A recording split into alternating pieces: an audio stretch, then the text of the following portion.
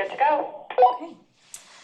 Good morning. The time is 9:08. It is Friday, October 24th. We are in the Selectmen Conference Room, second floor of Town Hall, 367 Main Street in Hyannis for a dog hearing of Clevenger versus Tudor. I'll read into the record the notice from the town manager dated October 3rd, 2025 to Ms. Natalie Tudor of 104 Columbia Avenue, Marston's Mills, Mass. 02648. Dear Ms. Tudor, I've scheduled a hearing under the provisions of Chapter 140, Section 157 of the Massachusetts General Laws on Friday, October 24th, 2025 at 9 a.m. based on a complaint received regarding a dog harbored by you. The complaint states that the dog is dangerous, which is in violation of the Town of Barnstable dog regulations, specifically Chapter 403-17. The hearing will take place at Town Hall, 367 Main Street, Hyannis, Mass. In the Selectmen's Conference Room on the second floor. You'll be given every opportunity to be heard at this time. I request that you make every effort to attend this hearing. Sincerely, Mark S.L.'s Town Manager. This was delivered in hand to Natalie Tudor by Senior Animal Control Officer Charlie Lewis on the 10th of October at 1:50 p.m. Any individual who would be providing testimony at this hearing, would you please raise your right hand? Do you solemnly swear that the evidence you're about to give in this matter is the whole truth and nothing but the truth, so help you God? I do.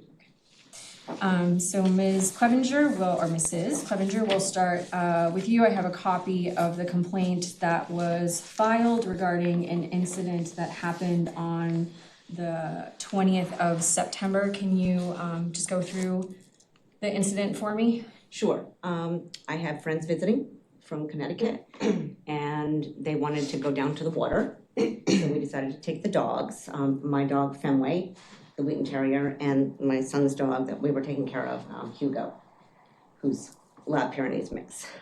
We went down to the public access area, and in that area was a car parked, and the back window was open a little bit, and we heard a ferocious kind of barking going on, so we're like, okay, we're not going to stay here. And at that point, Michelle came up from the lake and said, oh, sorry, I'm leaving. And we were trying to get out. We were just going to leave. And she proceeded to open up her door. And this dog came bounding out and within a split second had clamped onto Fenway and would not let go. And we were trying to get her away. I was actually trying to kick the dog to stop it. Nothing was working. We were, my friend's husband was trying to pull at the dog. At some point, he was able to get the dog off of Fenway, who then immediately went on to Hugo, the other dog, and was on there. So at that point, and thank God for my friend's husband, because he was strong enough and he had to kind of get on the ground and pull the dog by whatever the harness was that the dog had on to get off. And at that point, my friend and I were able to get the dogs away, and my friend's husband was asked by Michelle to help her put the dog in the car. At that point, we got home. We called the vet. It was Saturday night, had to go to the animal hospital in Dennis. And my husband was there for almost 7 hours with her. She needed stitches, etc. We checked out Hugo. He looked like a big tuft of hair had come out. So we didn't see any blood at that point until we thought, okay, it's just hair being pulled out. I'll get to that in a minute. I called the police, animal control. The woman from animal control came first, and I told her what had happened. At that point, a policeman did show up as well, and we, talked it through. And she said that the dog would have to be quarantined. I asked that dog not be quarantined next door to me, and then about a week later, my son noticed that Hugo had like this big black abscess on him. Turns out he was punctured and had to have surgery to put tubes in. So I do have a picture of that if you want it. You want that added as part of the record? Yep. Yeah. this is it. Okay.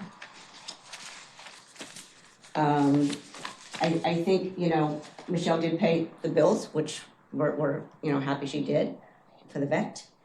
I think, from my perspective, I think both the dogs and I have like PTSD. When I hear a big dog barking, I like seize up. I was walking our dogs last weekend, and our neighbors across the street have friends with big German Shepherd, tied up, no problem, but was barking, and I immediately went like this, and I think my dogs did the same thing. Sometimes I have, when I close my eyes, that's what I see. It was traumatizing. It was a traumatizing It was incident. traumatizing.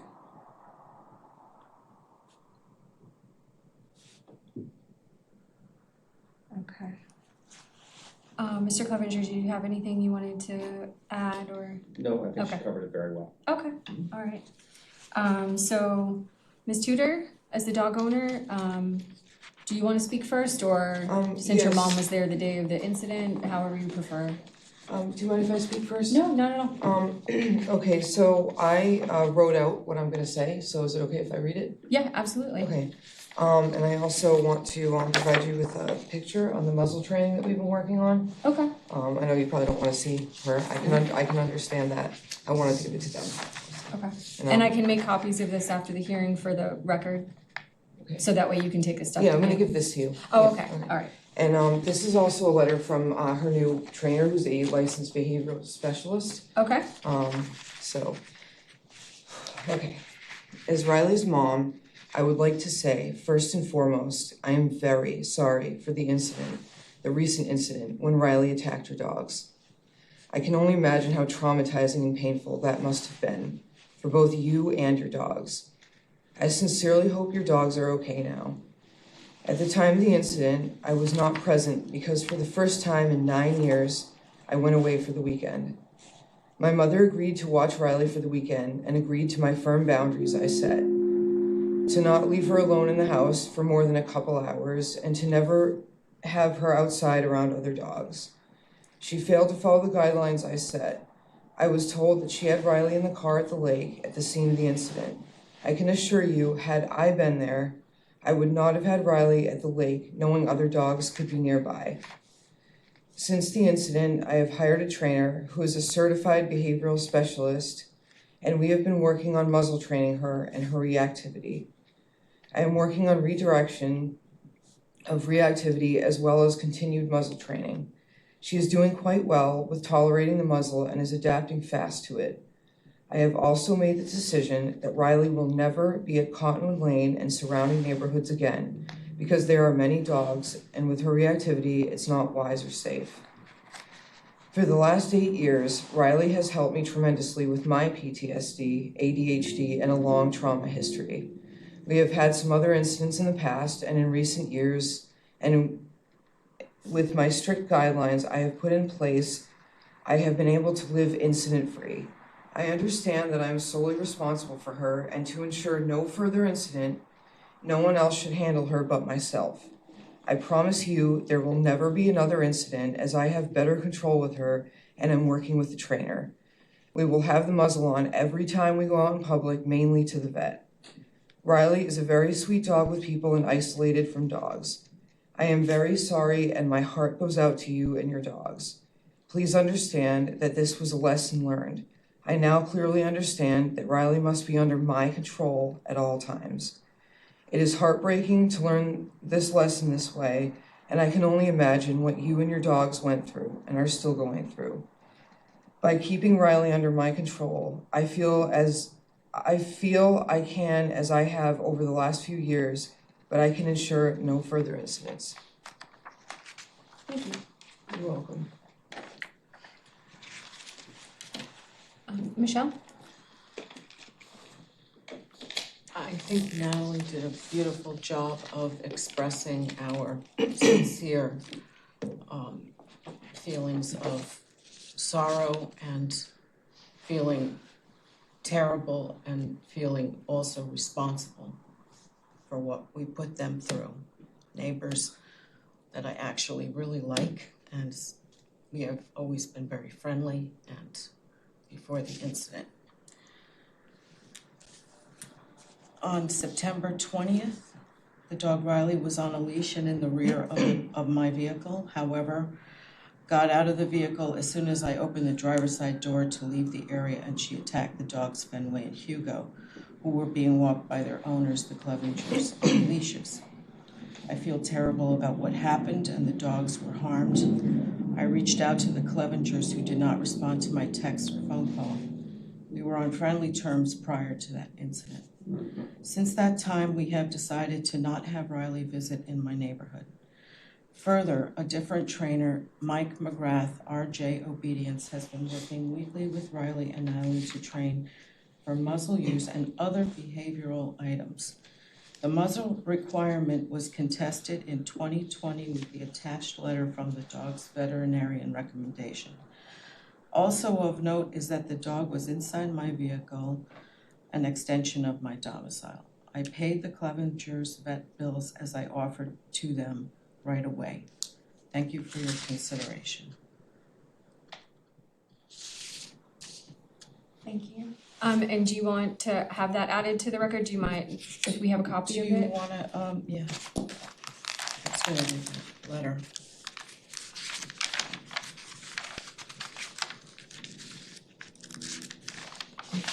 Original. It's my only copy on that one.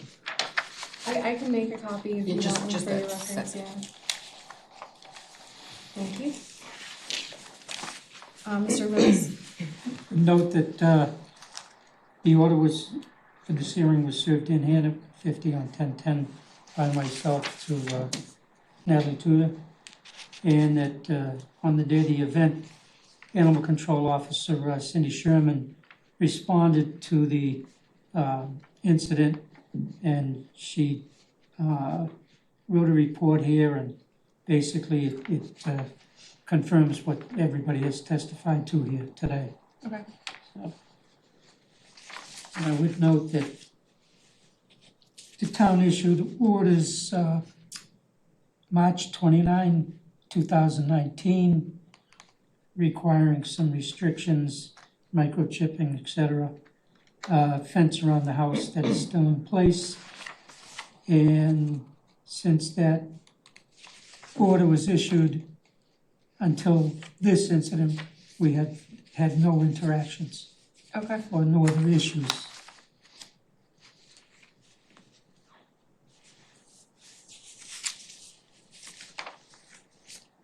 Okay. The dogs that do reside in this town, licensed, up to date on rabies? This Tudor's dog is, yes. Okay.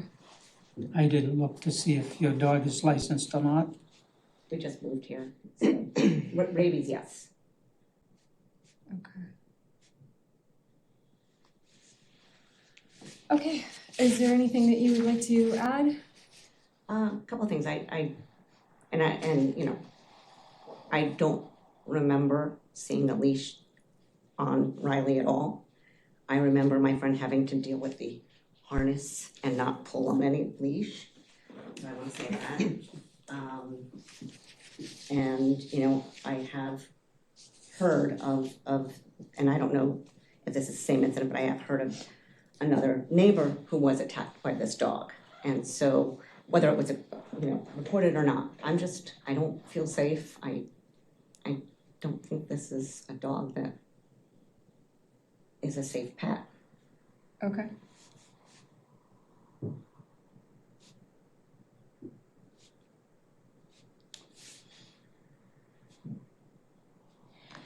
Anything else that you would like to add? Yes, so yesterday was the third time that the behavioral trainer was over, Michael McGrath. And we adjusted Riley's harness to, so it's much tighter on her. And the harness is, the leash rather, is now attached rather than to the back, it's attached to the front. So now I have much more control. Okay. So that is helping a lot.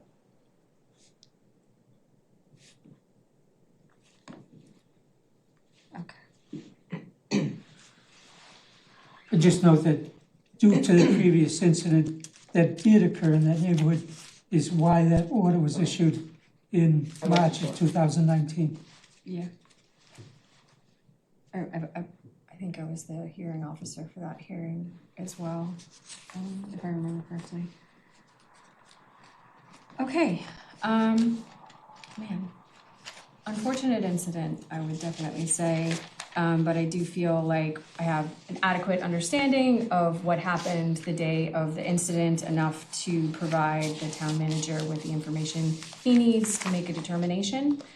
So if nobody else has anything to add, I will close the hearing at 10:25.